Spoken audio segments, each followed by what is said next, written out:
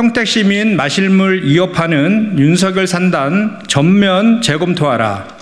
투기 의혹 세계 최대 산단 추진하며 상수원 보호구역 해제하라니. 후쿠시마 원전 오염수 방류가 현실화하면서 온 국민이 우려를 감추지 못하고 있습니다. 때를 같이해 요즘 평택 시민들은 치수원 이전과 상수원 보호구역 해제를 강요하는 정부의 국가산단 후보지 선정 때문에 불안에 떨고 있습니다. 윤석열 정부의 무지와 무능, 그리고 도덕과 안전에 대한 불감증이 부동산 투기를 유발하고 지역 간 분쟁을 부추기고 있습니다. 무엇보다 오염수를 마시며 살아가야 할지도 모른다는 불안은 미래 세대의 희망마저 앗아가고 있습니다. 3월 15일 윤석열 정부는 지난해 전국 시도 지자체를 상대로 실시한 국가산업단지 공모를 통해 10개 시도 14개 신규 국가산단 후보지를 선정했습니다. 중앙정부 주도로 선정했던 기존 국가산단과 달리 지자체가 스스로 대상지와 업종을 정해서 제안토록 했다고 강조했습니다. 네, 바로 그날 산업부와 국토부는 함께 발표한 보도자료에서 11개 시도에 걸쳐 신규 산단 15곳을 선정했다고 밝혔습니다. 민간기업이 시도, 지자체를 거쳐 국토부 공모에 참여하는 것과 달리 기업이 직접 중앙정부에 요청해서 국토부가 선정한 특별한 곳 하나가 더 추가된 것입니다. 그곳은 다름 아니라 윤석열 정부가 용인 남사읍에 215만 평 규모로 짓겠다고 밝힌 세계 최대 반도체 클러스터입니다. 이른바 윤석열 산단입니다. 기업이 광역 지자체를 거쳐 국가산단 공모에 참여하지 않고 직접 중앙정부에 제안해서 국가산단을 선정받은 이유가 무엇인지 의문입니다. 다른 14곳의 신규 국가산단 후보지처럼 관계기관 사전협의, 전문가 평가위원회의 서면 검토, 현장 실사, 종합평가 결과를 토대로 산업입지 정책심의회를 거쳤다면 상수원 보호구역이 걸림돌이 되지는 않았을까요? 정부는 지자체들을 상대로 국가첨단 전략산업 반도체 특화단지 공모를 마감한 지 보름 만에 세계 최대 반도체 국가산단 후보지를 깜짝 발표했습니다. 국가첨단 전략산업 반도체 특화단지 공모에 참가한 지자체들은 300조 원이 투자되는 반도체 클러스터가 용인에 들어서는 마당에 반도체 특화단지가 무슨 의미가 있느냐며 허탈해하고 있습니다. 더 큰 문제는 용인시 남사읍 일대는 거대 반도체 클러스터가 들어설 수 없는 지역이라는 것입니다. 용인시 남사읍 일대는 현행법상 개발 행위가 제한되는 평택시 송탄 상수원 보호구역 안에 위치해 있습니다. 수도법 시행령 상수원 관리규칙에 따라 상수원 보호구역 경제구역 상류 유하거리 10km, 취수 시설로부터 상류 유하거리 7km 이내엔 공장 설립이 제한됩니다. 윤석열 정부가 현행법상 공장이 들어설 수 없는 지역을 반도체 클러스터 대상 지역으로 발표해놓고 평택시에 송탄 상수원 보호구역 해제를 강요하다시피 하고 있습니다. 취수원을 이전한다고 해도 또 다른 개발 제한을 낳을 뿐입니다. 수질 오염 문제는 여전히 숙제로 남습니다. 지난 수십 년간 평택시와 용인시는 송탄 상수원 보호구역 해제를 놓고 갈등을 벌여왔습니다.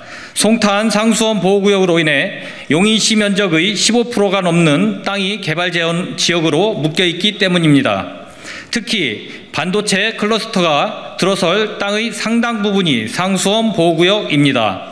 이런 이유 때문에 정부의 용인 반도체 클러스터 구축이 부동산 투기와 지역 간 갈등을 조장한다는 비난을 사고 있습니다. 정부와 지자체 예산 70억 원이 투입되는 농촌마을 개발 사업을 벌일 때 현행법상 시설 설치에 문제가 없는지 입지 여건을 따집니다.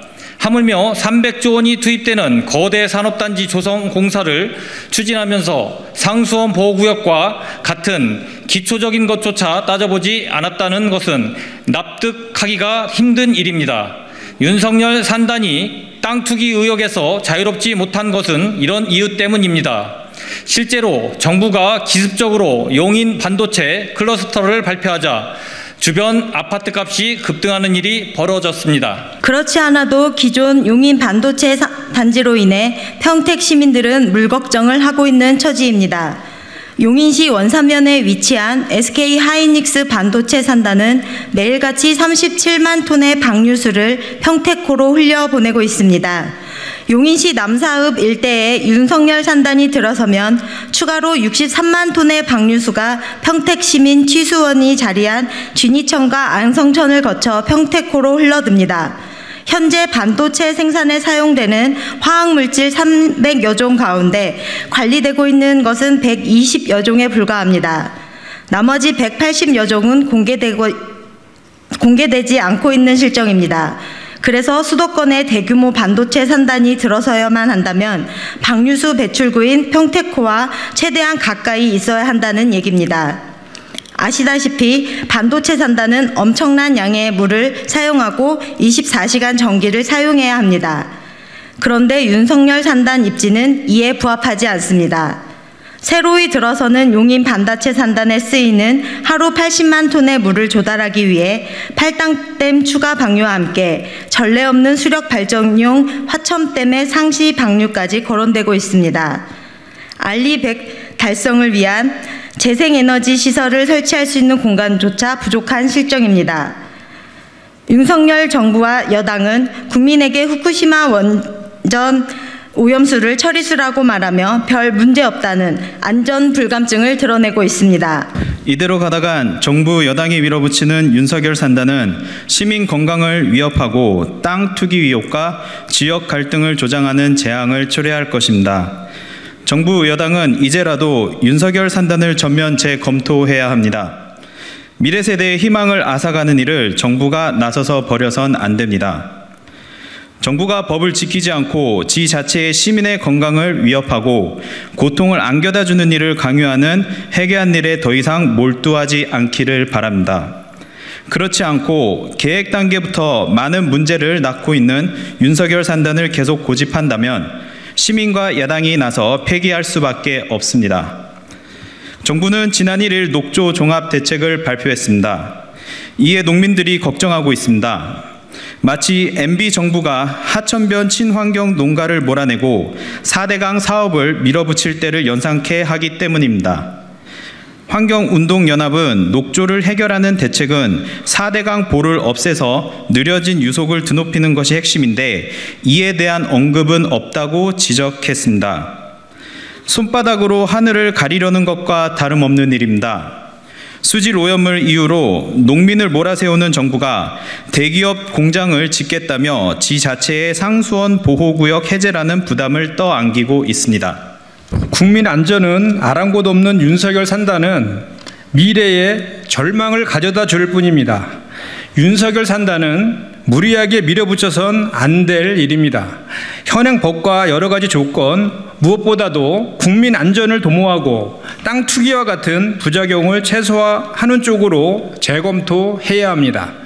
앞으로 윤석열 산단에 맞서 시민의 안전을 지키고 깨끗한 환경을 물려주는 데 최선을 다하겠습니다.